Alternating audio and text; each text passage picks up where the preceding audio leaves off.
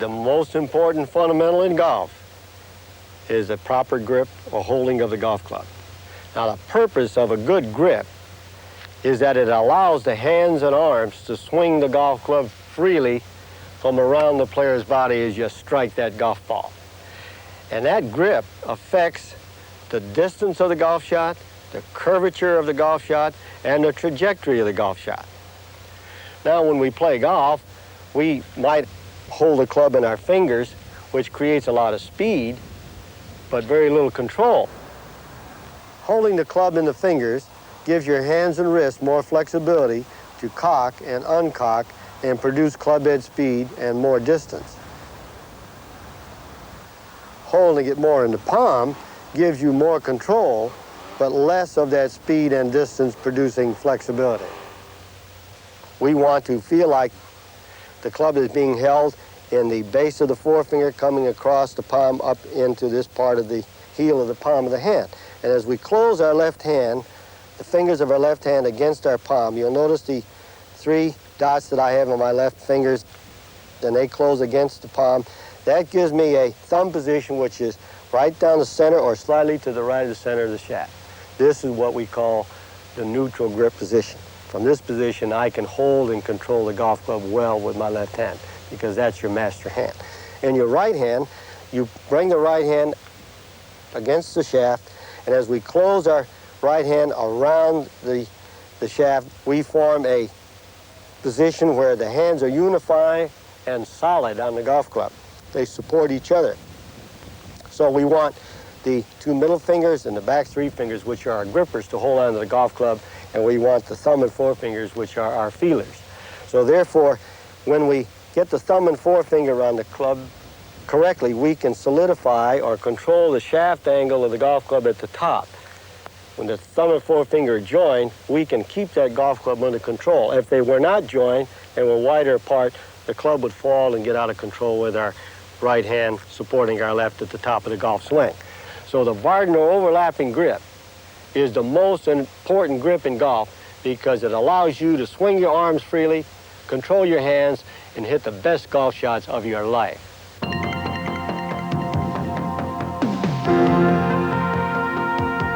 I'd like to define the responsibility of the hands, wrists, and forearms as they swing the golf club. The hands basically will cock,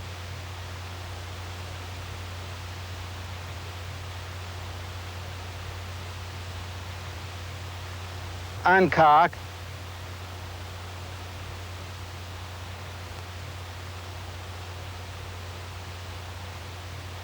and recock.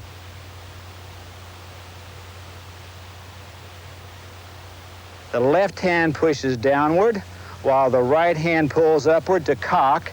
Then your hands uncock and recock. Your wrists give you the flexibility to allow that to happen. And now let's discuss what the forearms do. Much as if you were putting your arms in front of you to shake hands with the ball, your right arm will fold as your arms swing backward and allow your thumbs to go into an upward position, swing down and face the ball with the thumbs, so to speak, and over on the forward swing, allowing your arms to rotate and swing freely from side to side. And that by itself is not a particularly impressive move. I hit a 6-iron, something like 160 yards, and those 2 little tapping actions only gave about 25 yards apiece, but when we tie them together, isn't it interesting that they're going to produce about 40% of the distance of my normal 6-iron. You will feel as you swing back, your right elbow will fold while your hands are cocking. You'll feel your hands uncock and recock, squaring the club face, and you'll feel your left elbow fold on the forward swing. So it's cocking and swinging, and you can strike your golf ball considerable distance with minimum effort. That's what is the heartbeat of the golf swing, helping you sense the feeling of the weight in the head of the club as it swings in and around and down and through your golf ball. Again, the purpose of your hands, wrists, and forearms is to create speed through flexibility and motion and to square the club face. There's a couple little drills that we use at the schools that are interesting to develop more sensitivity and feel. And one is to put a T in the end of the shaft. Grip down on your club so you can comfortably feel the weight in the head of the club. Then swing the club back just far enough that your wrist cock puts the grip into the shaft, pointing to the ball. Swinging down, and then again pointing the T on the forward swing side back to the position the ball was setting on the tee. One more time. The tee to re-tee drill might very well be your #1 drill to identify sensitivity for the swinging of the club. To square the club face up, get maximum speed, and that brings an interesting point. Most of the people wanting distance relate to power and effort. No, distance comes from club head speed and center face contacts. You don't need a lot of effort. You need the flexibility and freedom to swing the golf club.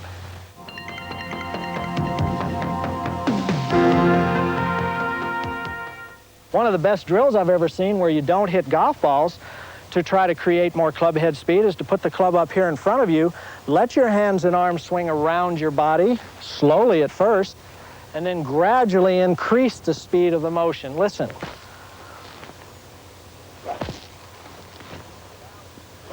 Look at the balance because of the freedom of movement, because of the lightness in my hands, the lightness in my arms, the softness in my hands and my arms to allow the club to swing quickly and freely around my body.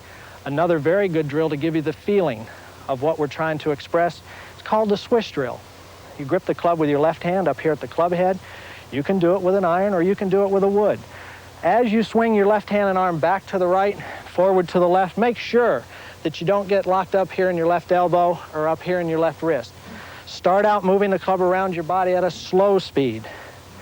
Then gradually increase the speed of the club, but also increase the speed of the support beneath the club, letting your feet and legs keep up with the speed of your hand and your arm. Work up to your maximum speed while still being able to maintain your balance. And then work your way back down gradually, maintaining rhythm and balance and freedom. We'll work back up again. If you'd like to, you can switch hands and arms. When you swing it back with the right hand and arm, again, you want a free joint, wrist joint, you want a free elbow joint.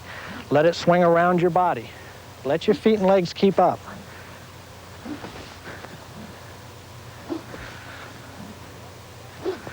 For all of you right-handed players, do it more often and more frequently with your left hand and arm because it's probably a little bit weaker, and as a result, it's probably a little bit slower.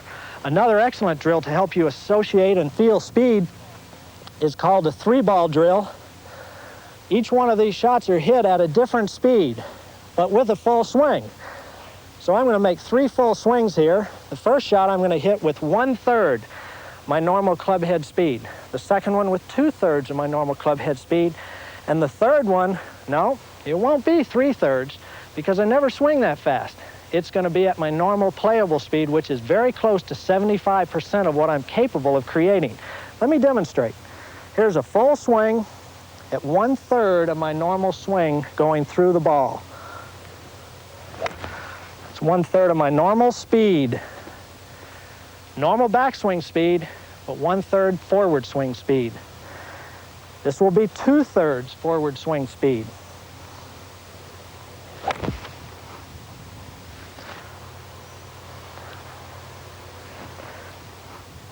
More importantly, they're being hit in the middle of the club face at the speed that I desire. I'm controlling the club, it is not controlling me.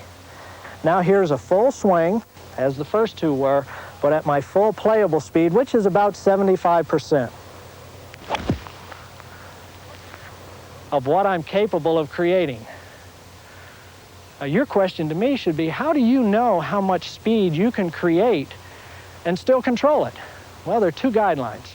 We want you swinging as fast as you can, but maintaining 2 things: your balance and your ability to hit the ball in the middle of the club face. Because what we're looking for is a rhythmical speed, one that allows you to maintain your balance and allows you to hit the ball in the middle of the club face. Again, looking something like this.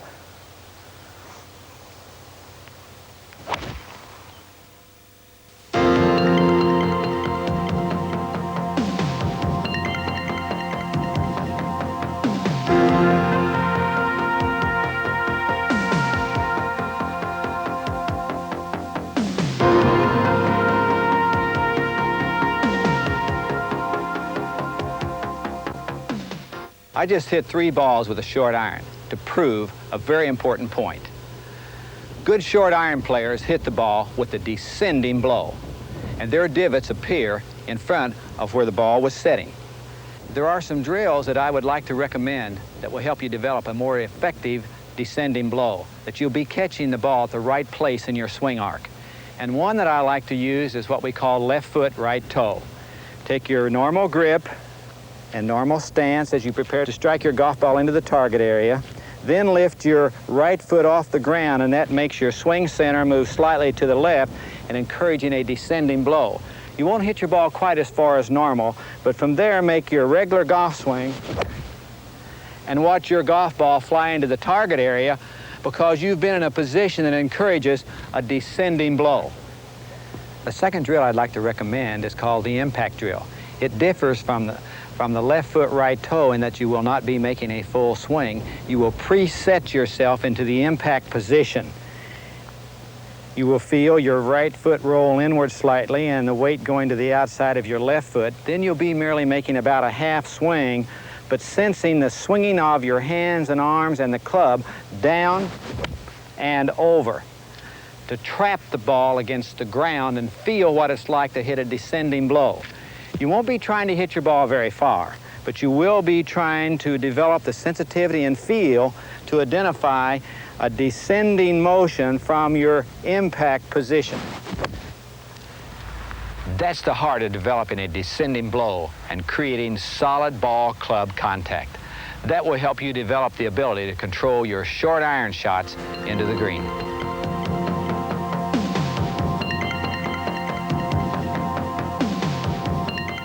To hit a perfect golf shot, would you want the head of your golf club to feel as light as this feather or as heavy as this sledgehammer?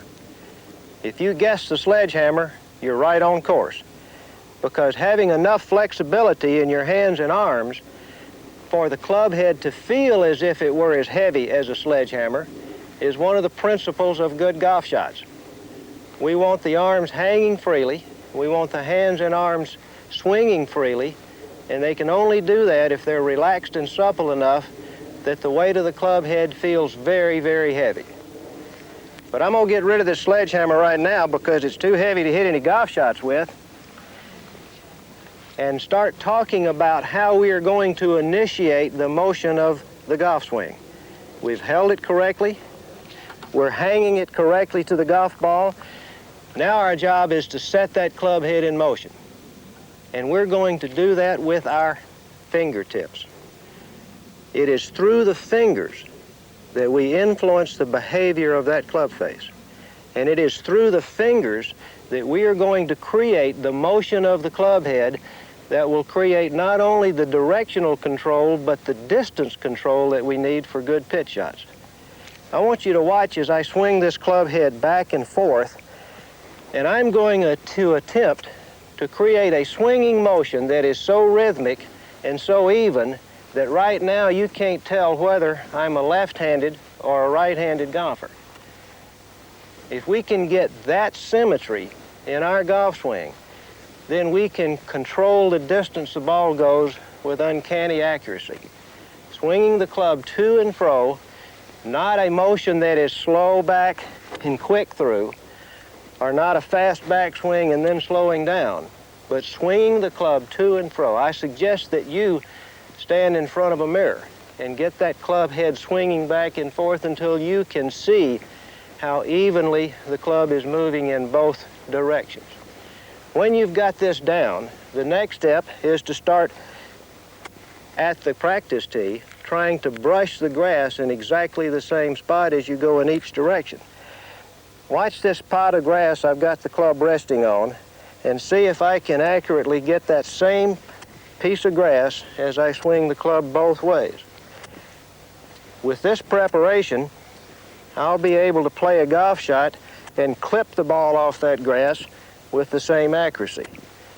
After doing that, I'm going to try to clip the ball off the grass, but keep swinging back and forth to maintain the flexibility and rhythm.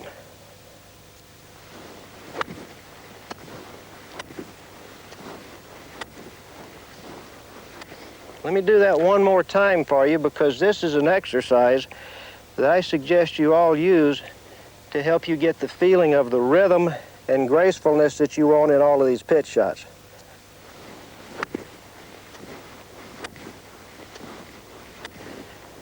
That gives you the feeling of the perfect swinging motion. We're not hitting the golf ball, we're swinging the club head and letting the club head move the golf ball.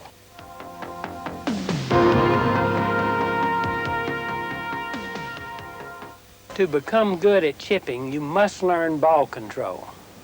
In learning ball control, you need to be able to predict the direction, the distance, and the trajectory that you send your golf ball. Let's start with direction.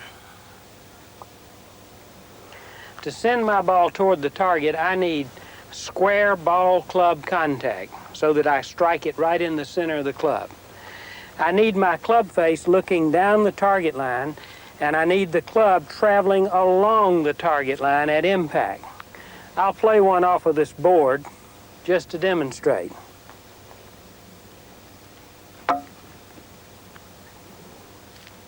If I can strike that ball with the club squarely against the back of the ball, looking and traveling along that board, I can send it right to the target.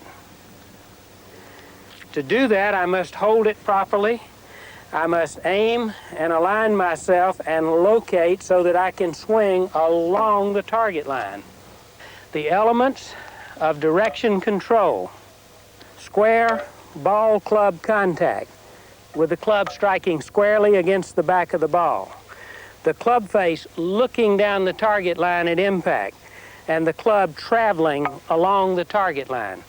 How you hold it and how you aim and how you set yourself up allows you to accomplish good direction control. For distance, make sure that your motion is unhurried. You don't want a small swing and a lot of force. You would like to apply your force smoothly. So if I were playing a shot to the same targets, I would make sure I rehearsed the amount of motion I needed so that I could apply the force smoothly to the ball.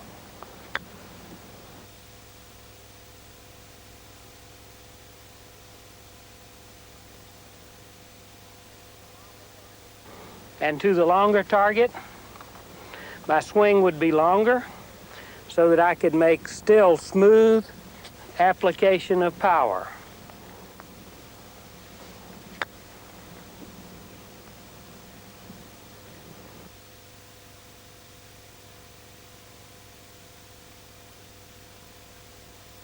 In learning to control the trajectory, how you locate next to your golf ball, as well as your club selection, has a great deal to do with the height your ball goes.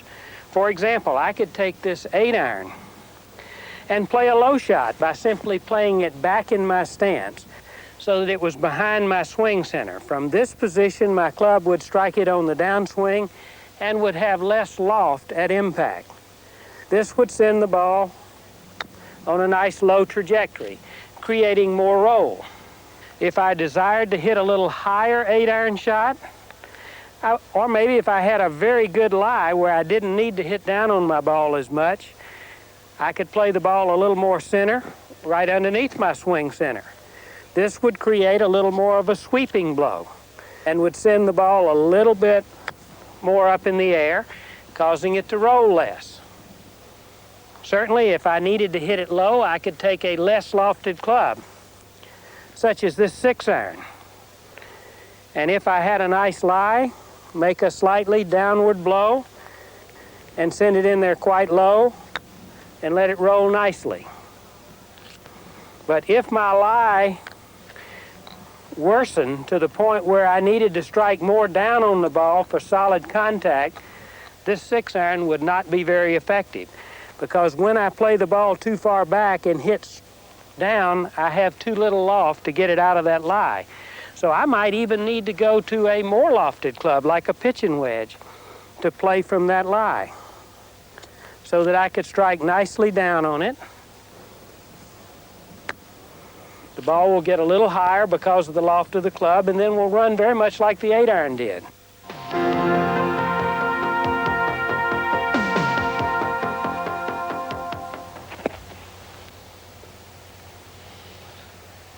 As you watch this next swing, keep your eye glued to my left arm. Watch how far it travels during my normal bunker swing.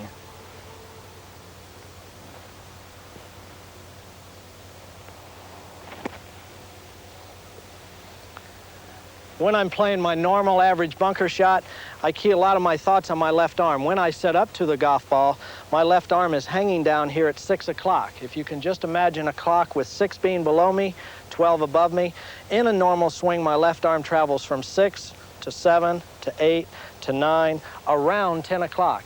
And then it swings from 10 at the top on the right to about 2 on the left. Watch that again, please.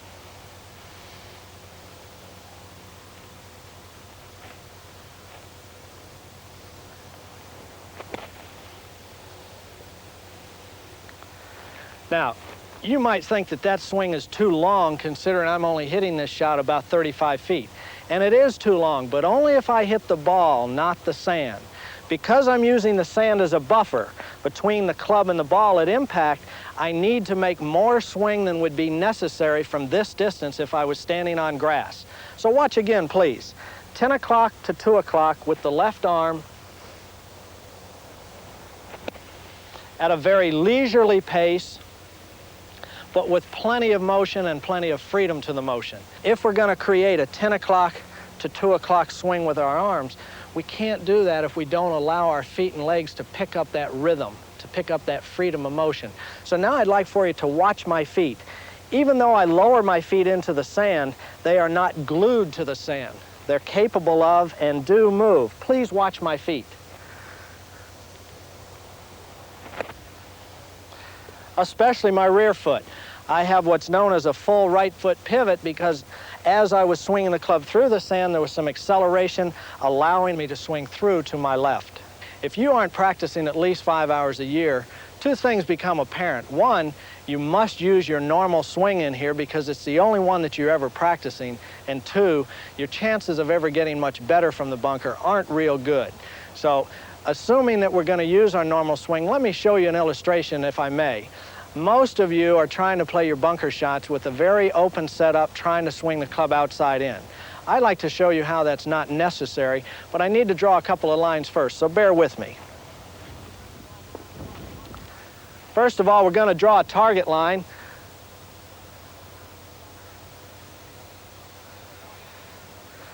And then I'm going to walk in here and I'm going to set the club face very open to that line. In fact, I'll have the club face going out about 40 degrees to the right of the target line. Then I'm going to draw a ball position line so that you can see what my setup looks like. So now we have a target line, a club face line, and a ball position line. Put the ball on the target line with a little sand under it. And I'd like you to watch this illustration. First of all, I walk in, take my normal grip with the club face open, and the club face is pointing down that arrow. Assume a normal setup position with my feet parallel to the target line, too slightly open. The ball basically in the center of my stance. Now I'd like you to watch the swing shape and the direction of the flight of the ball. Notice that the ball flew directly toward the target. Also notice that the divot that I took, or the island, is also going directly toward the target.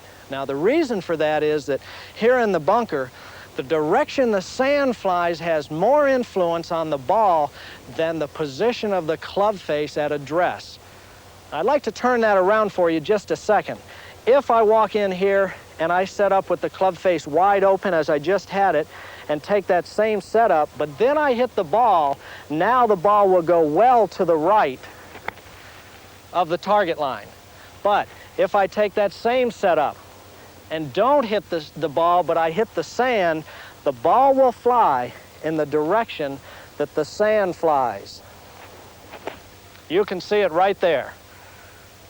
That's why we don't recommend that you all walk in here and set yourselves wide open, where your shoulders are going 45 degrees to the left, or your feet or your knees, and then find yourself swinging way over here to the left, because unless you're hitting the ball will go to the left.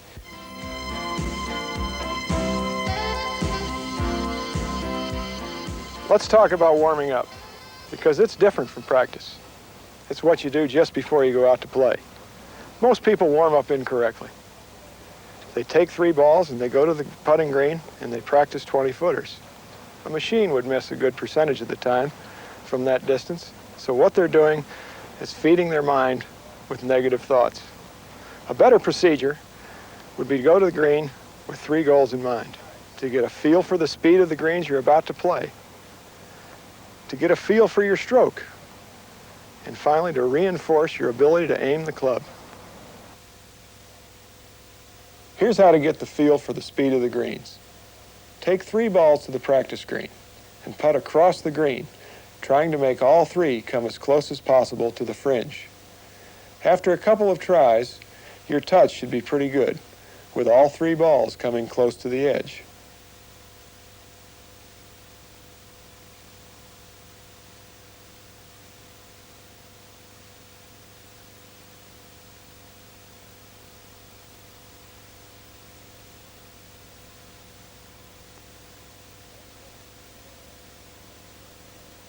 Then take the 3 balls and putt the first ball 1/3 of the way. Then putt the second ball 2/3 of the way.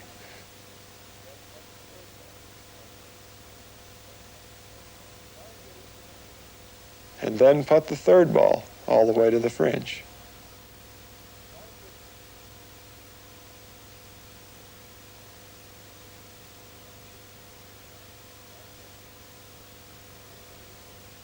Try and get equal intervals between the balls. Then putt the first one to the fringe.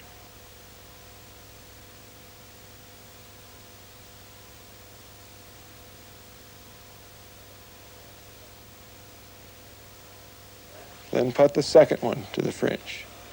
When all 3 balls are up against the fringe, you've got a good feel for the speed of the greens. This is an excellent drill to help your swing repeat. It's simple. We've done it before in practice, and it's good to do before you go out to play. You're concentrating on making the same exact swing on each putt. Don't look at the results until after you've hit the 3rd ball. The ball cluster will tell you whether your swing is repeating or not. Before you go out to play, you need to rehearse the procedure of aiming your club. Start in close, where you're most likely to succeed. Carefully aim the face of the club first while you track your eyes down the line to a spot in the back of the cup. Then position your body. Let your eyes follow the line one more time to the spot in the back of the cup, and then back to the ball, and then swing. A handful of these should reinforce your aiming procedure and get you ready to play.